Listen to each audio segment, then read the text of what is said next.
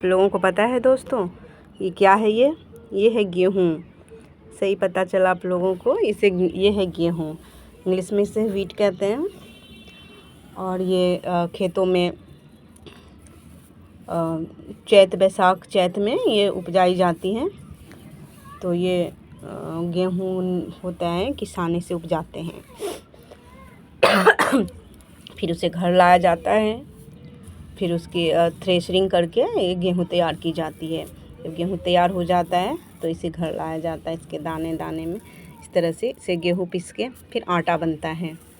आटा बनता है तो गेहूँ जब घर लाते हैं ना दोस्तों, तो इसको पहले धो देते हैं, क्योंकि इसकी जो गंदगी खेती में होती रहती है, मिट्टी उट्टी में लग जाते हैं। तो इसे पहले हम धो लेते हैं पानी में बाल्टी में डाल दो, फिर धो के फिर हम इसे सुखा लेते हैं अच्छे से।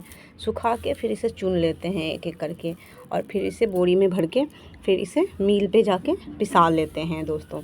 तो आजकल के बच्चों को तो खैर ये पता नहीं होगा कि जो गेहूं से आटा कैसे बनता है और गेहूं कैसे बनता है। तो मैंने सोचा कि दोस्तों मैं इसे शेयर करूं, जिससे कि आजकल के बच्चों को भी ये पता चले, क्योंकि आजकल के बच्चे वीडियो देखना पसंद करते हैं।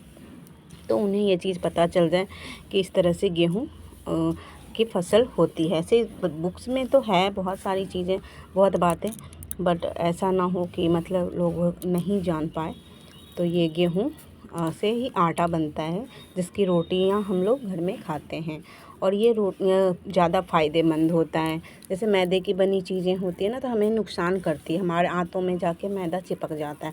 बट गेहूँ क्या होता है ना, थोड़ा रुखरा होता है। इसकी वजह से गेहूँ का जो परत है वो हमारे अमाशय में जम नहीं पाता है, और ये हमारे लिए ये फाइबर होते हैं इसमें। तो ये रोटी इसकी खाने से हमारे आंतों में चिपकती नहीं है, और ये डाइजेस्ट अच्छे से हो जाता है। इसलिए हर जगह पे आप आटे का ही बना हुआ चीज़ आजकल लोग इस्तेमाल करने लग गए हैं, क्योंकि लोगों को ये सब चीज़ें पता हैं, तो इसका इस्तेमाल करते हैं दोस्तों। तो आप लोगों को पता चल गया कि आटा कैसे बनता है। तो गेहूं को पीस के आटा बनाई जाती है। धन्यवाद।